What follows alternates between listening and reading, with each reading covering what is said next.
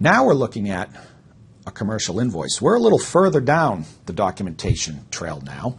So between our seller, who's in Sydney, Australia, and our buyer in Des Moines, Iowa, negotiations have taken place. Agreements have been made.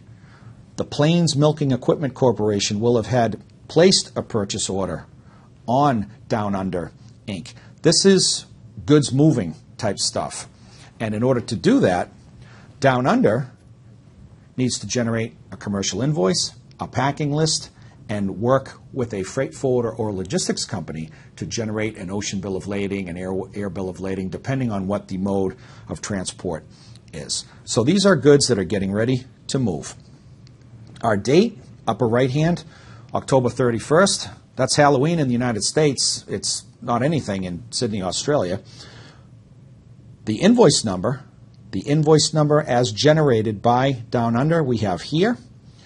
We have payment terms, 30 days in AUD. That's Australian dollars. We mentioned previously that every currency has a three-letter uppercase acronym to represent. You want to be specific about that and actually be consistent. You'll see it again down here. We have some delivery terms, also known or used synonymously with Incoterms. Delivery terms and Incoterms are the same thing. Different from our previous purchase order, it's no longer a CIP shipments, it's an Ex Works seller's facility that goes on to list the same address as we see over here. Again, this has specific meaning to responsibilities for delivery and shipping between the seller and the buyer. We'll get into that later on. Our country of origin, Australia. You always want to have country of origin on a commercial invoice, whether we're the seller, in this particular case, or the buyer in Iowa. Why? Because the importer, in this case our Plains Milking Equipment Corporation, is going to use this information to help execute the customs clearance process, in this case in the U.S. It could be for any country, for the customer that is buying and ultimately importing the goods into their country. You always need the country of origin. Main mode of transport, we've solved that mystery. It's air freight via Sydney. And here you'll see something a little extra than what you might not see on a purchase order, is a port of entry, Chicago, Illinois, USA. This information would have had to come from the customer in Iowa. From an air freight perspective, they can get direct flights from Sydney to Chicago, O'Hare to be more specific. Also, they're going to present their customs entry in Chicago. That's really what this means. Of course, the air freight's going to arrive there, but the port of entry for customs purposes will be Chicago as well. It being relatively close to Des Moines over the border from Illinois into Iowa. This is the biggest port of entry for a company in Des Moines too, especially for air freight, to receive goods into. So our customs work, our customs broker is going to be in Chicago.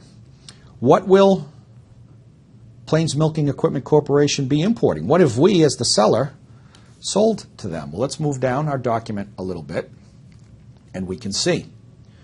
We have a quantity of one, a stainless steel homogenization equipment. Pretty good description for customs classification purposes. Again, the importer here, our customer, is going to use this information to prepare a customs entry.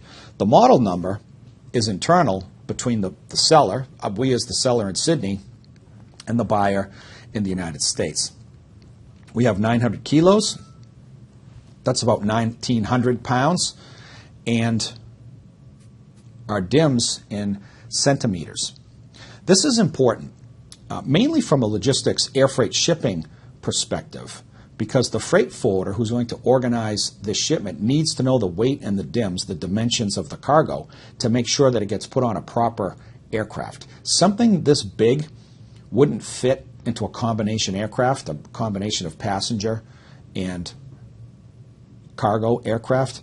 So the freight forwarder, based on this information, would have to get an all-cargo aircraft to accommodate its size and maybe its weight, especially one piece at 900 kilos. You couldn't get that onto a combination aircraft. So, as we've mentioned before, Commercial invoices are pretty important because different parties in the supply chain, all of the parties that we've seen all along, use the same information for different purposes. Commercial invoice is the best example. It's a bill between Down Under and Plains Milking Equipment Corporation. It's the main tool for classifying merchandise for customs purposes, and logisticians will use this to determine the best aircraft, in this case because it's an air freight shipment, to get the goods on.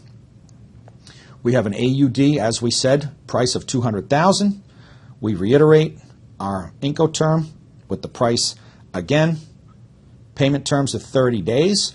This is a little ambiguous, actually. The question becomes 30 days from when?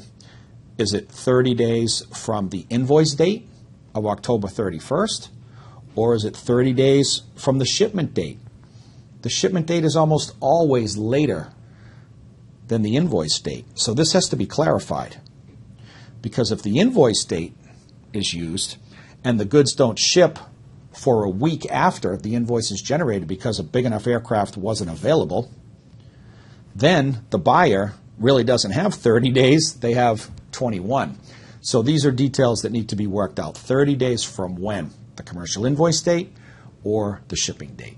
But this is a good overall document, and again, helps us to illustrate the key points that we're talking about specifically to commercial invoices.